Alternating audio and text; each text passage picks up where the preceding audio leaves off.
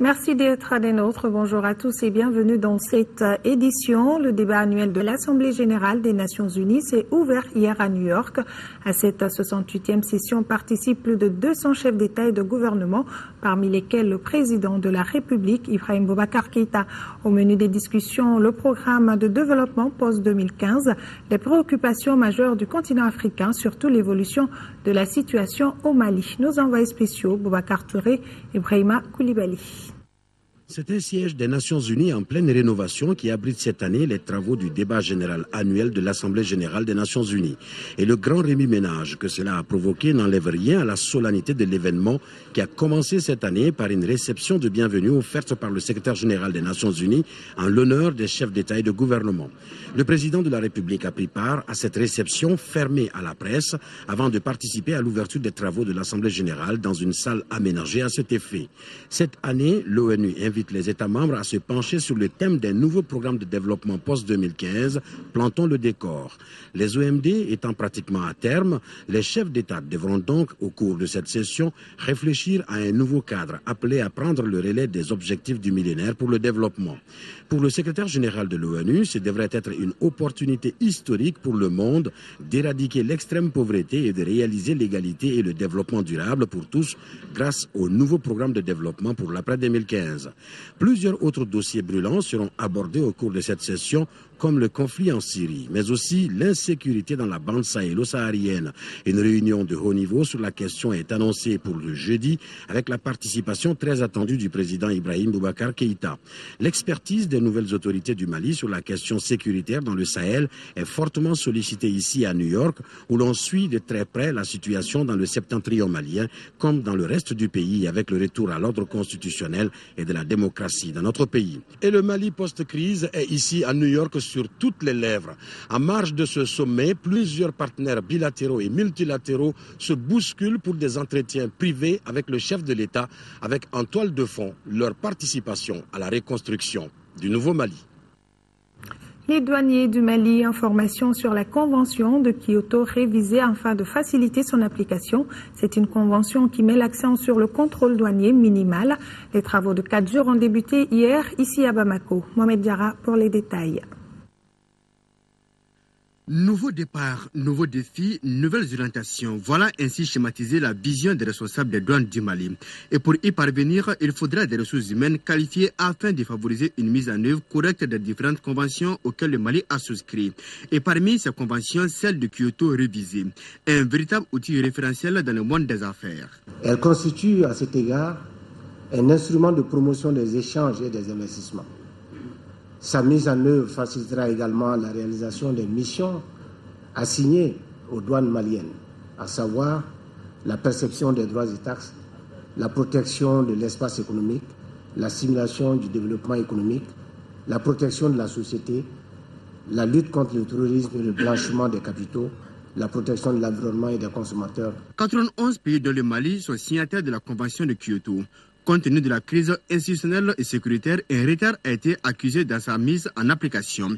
Qu'à cela ne tienne, les douanes du Mali épousent le rythme de la mondialisation. C'est dans cette optique que les responsables se sont dotés d'un plan d'action 2011-2015. Un plan stratégique 2011-2015 qui prévoit, au nombre des actions prioritaires à mener, l'harmonisation du dispositif législatif national avec les normes édictées par les conventions internationales auxquelles notre pays est parti, en l'occurrence la Convention internationale pour la simplification et l'harmonisation des régimes douaniers, dénommée Convention de Kyoto révisée. Les avantages de la mise en application des dispositions de la Convention de Kyoto sont un peu plus nombreux.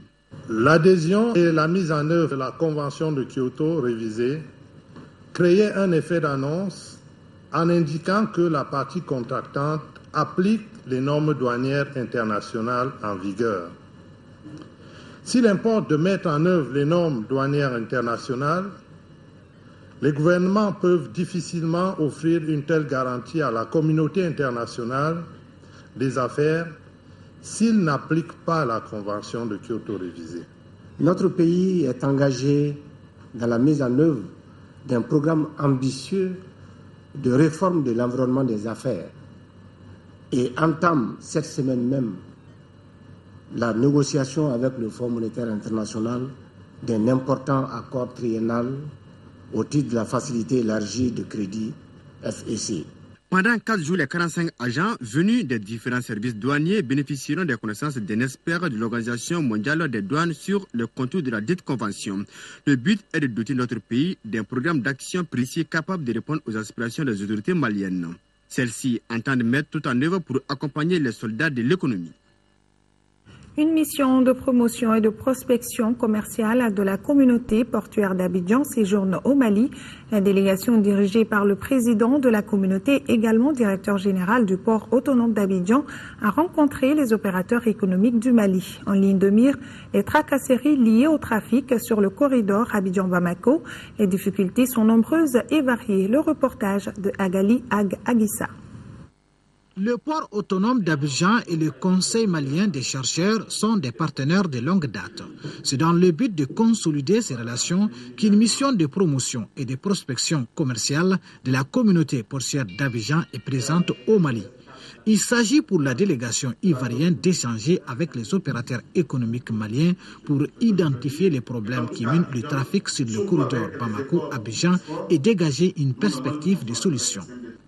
Malgré les efforts déployés par les deux pays, les difficultés demeurent nombreuses et multidimensionnelles. Les grands problèmes, ils sont ceux que nous rencontrons pratiquement sur tous les corridors. Nous avons la tracasserie, c'est un problème qui est connu, récurrent, mais qui n'existe pas seulement à la partie ivoirienne, qui existe aussi à la partie malienne. Nous avons aussi des problèmes de fluidité. Il faudrait que nos camions, pour que nous soyons rentables, que les camions fassent des rotations, au moins 3 rotations. Au cours des débats, les deux parties ont unanimement compris que les solutions résident dans la concertation et la synergie des actions. Les problèmes sont posés, mais pour lesquels souvent les solutions sont à trouver ensemble. Et l'important, c'était de nouer ce contact-là, de créer des plateformes de discussion pour qu'il n'y ait pas d'incompréhension qui pénalise les gens. Souvent, ce n'est pas des vrais problèmes, mais c'est des faux problèmes qui créent vraiment qui sont des problèmes réels en termes de résultats d'exploitation. Le port autonome d'Abidjan a également manifesté sa solidarité envers les déplacés du Nord, les sinistrés des inondations des communes 1 et 4 du district de Bamako et la pouponnière de Bamako. Un don d'une valeur de 15 millions composé de 30 tonnes de riz et 70 bidons de 20 litres d'huile a été offert aux déplacés du Nord et les sinistrés des inondations à Bamako et 2 millions de francs CFA pour la pouponnière de Bamako. Actualité hors de chez nous, le président kenyan Uhuru Kenyatta a annoncé hier soir que le siège du centre commercial Westgate de Nairobi, occupé depuis samedi par un commando islamiste armé, était terminé. Il a fait état d'un bilan de 67 morts, dont 61 civils et 6 membres des forces de l'ordre. Il a ajouté que 5 terroristes avaient été tués par balle et 11 suspects sont en détention. 4 jours après le début de l'attaque contre le centre commercial de Nairobi, c'est toujours la confusion. Les autorités kenyanes affirment que les forces spéciales ont pris le contrôle du bâtiment et libéré tous les otages. Elles auraient tué 6 membres du commando Shebab cette nuit, lors d'un assaut. Pourtant, il y a toujours des échanges de tirs autour du centre commercial. Les 2 Shebab, retranchés dans le bâtiment, contredisent les déclarations des autorités kenyanes, affirmant détenir encore des otages. Seule certitude aujourd'hui, elle concerne l'identité des membres du commando. Il y aurait un Britannique et 2 Américains. Ils seraient d'origine somalienne ou d'origine arabe. Mais comme vous le savez, ils ont vécu aux États-Unis, dans le Minnesota et ailleurs. Donc fondamentalement, je pense que cela souligne le caractère global de la guerre que nous menons. Tandis que le périmètre du centre commercial est bouclé, les Shebabs somaliens ont de nouveau adressé un message au Kenya. Ils menacent de nouvelles attaques si Nairobi ne retire pas ses troupes déployées depuis 2011 en Somalie pour y combattre les insurgés islamistes. Des menaces prises au sérieux. Les Nations Unies ont appelé à intensifier la lutte contre les Shebabs, tandis que Barack Obama a fait une déclaration à l'occasion de la visite du président nigérian à Washington. Le président américain a offert son aide au Kenya, tout en déplorant la tragédie. À quelques jours des élections législatives en Guinée, la capitale fait face à des violences qui opposent depuis 48 heures des militants de l'opposition aux forces de l'ordre dans la banlieue de Conakry. De nouvelles violences ont impliqué dans la banlieue des jeunes opposants à des forces de l'ordre. Un élève gendarme a été tué par balle et 49 personnes ont été légèrement blessées selon les autorités. Une patrouille de la gendarmerie arrive en renfort à Hamdalaï, un fief de l'opposition guinéenne. Un millier de jeunes se regroupent et encerclent les forces de l'ordre. L'ambiance est électrique. Le quartier vient d'être le théâtre d'affrontements entre militants de l'opposition et partisans du pouvoir. Ce militaire en civil affirme avoir été agressé pendant les échauffourées. Les blessures là, c'est les cailloux qui venaient de gauche à droite qui m'ont vraiment touché la tête. Depuis le report de la date des législatives, Conakry connaît un regain de tension. Les violences ont commencé dimanche. D'après les autorités, un élève gendarme a été tué par balle alors qu'il tentait d'enlever les barricades érigées sur une route très fréquentée. Immédiatement, nous avons déclenché une équipe d'enquête sur les lieux. Et à l'heure où je vous parle, le tout serait en train de se resserrer autour de quelqu'un qui aurait été suspecté d'être l'auteur du coup. À l'hôpital national d'Onkan, les blessés affluent. Molestés lors des affrontements, ces deux jeunes hommes sont dans un état critique. C'est des traumatisés crâniens avec des contusions cérébrales de gravité moyenne. L'autre a des multiples traits de fractures au niveau de la voûte crânienne et l'autre a des contusions cervicales. Nous souhaitons vivement que le nombre de violences soit limité, sinon nous pensons que nous serons débordés. En 2 jours, les forces de l'ordre ont arrêté des dizaines de personnes soupçonnées d'être impliquées dans les violences. Malgré ces interpellations, la tension demeure vive à Conakry. Retour à l'actualité nationale. Dans le cadre de la commémoration du 53e anniversaire de l'indépendance du Mali, le village de Gourouko, dans le cercle de Kolondieba, n'est pas resté en marge des festivités. Plusieurs compétitions d'éveil des consciences des enfants de la localité étaient au programme de la fête. Le reportage de Moussa Fadi. Cela fait exactement 9 ans que la commune de Farako s'est inscrite dans une logique de commémoration décentralisée des festivités marquant l'accession de notre pays à la souveraineté internationale. Ainsi, après les villages de Dinkan, Soroko et Funkere, Gourouko a accueilli le 53e anniversaire de l'indépendance de notre pays. La fête anniversaire d'une nation est toujours l'occasion pour les citoyens de se réjouir, mais aussi de s'interroger sur plusieurs aspects de la vie de la cité.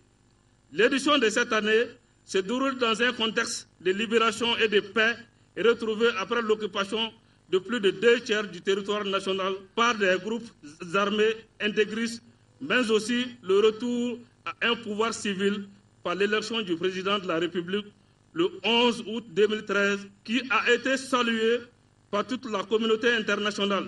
La délocalisation du 22 septembre est une chose. Une autre est de pérenniser l'initiative. À cause du coût élevé de l'organisation, certaines communes ont tenté l'expérience sans succès. Pour pérenniser cette initiative d'interpénétration et de cohésion, les propositions ne manquent pas. Il faut l'entente et la fraternité. Les ressortissants à Bonko sont vraiment en convivialité et solidairement. Ils cotisent de l'argent pour pouvoir joindre tous les ans la commune afin de fêter ce 22 septembre.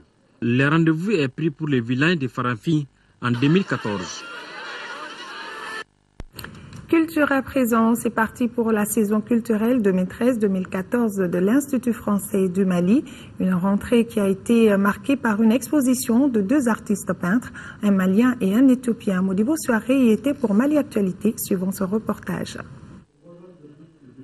Cette exposition marque le démarrage officiel des activités de l'Institut français du Mali. Cette année, l'ex-CCF propose pour sa saison culturelle une programmation placée sous le signe de la diversité et de la qualité à l'image de la création artistique du Mali. Donc ça sera bien sûr des concerts, mais aussi de la danse. On sera partenaire par exemple du festival Danse Bamako Danse, mais aussi partenaire d'autres chorégraphes, du théâtre aussi. On fera du théâtre, du cinéma, avec des films bien sûr de l'histoire du cinéma, mais aussi des films qui sont faits ici au Mali, avec des réalisateurs maliens. Voilà un petit peu. Et puis bien sûr les arts plastiques qui tiennent chez nous une place prépondérante. On le voit ce soir avec cette exposition d'Oumar Kamara et de Lolsega Treta. Justement, un programme alléchant en perspective qui démarre par ce tandem Mali-Éthiopie. 2 peintres, 2 pays, une histoire commune qui remonte aux années 80 en ex-URSS. Et depuis, le Malien Oumar Kamaraka et l'Éthiopien Lolsega Treta ne se sont pas revus. Et les revoilà réunis à travers cette exposition, en chair, en os et en œuvre. Bon, en fait, les tableaux que vous voyez, il y a une trentaine de tableaux sur les cantatrices du Mali que j'avais réalisés depuis 1995. Et vous voyez, ces tableaux sont en couleur. Mais parmi ces tableaux, il y avait aussi des couleurs en noir et blanc. Ici, nous avons fait une présentation de quelques œuvres sur Salif Keita, le musicien, que je prépare pour une exposition future et qui a été intitulée « Les dimensions esthétiques et philosophiques de la vie du musicien Salif Keita ». À chacun sa source. L'ami Reta, lui, s'inspire de l'art traditionnel éthiopien, de ses motifs et philosophies pour nourrir ses toiles, des œuvres qui ne laissent personne indifférent. C'est des tableaux de toute beauté dans l'académisme propre à l'URSS, avec beaucoup de savoir-faire, beaucoup de précision. Et donc c'est un très très bon coup de crayon. Le rapprochement des villes, Addis Ababa et Bamako, cet échange de regards, voilà, c'est ce qui m'impressionne. Donc l'art, élément fédérateur qui permet au peuple de se rencontrer, de fusionner leur expérience et d'exprimer leur talent, est toujours au service du peuple.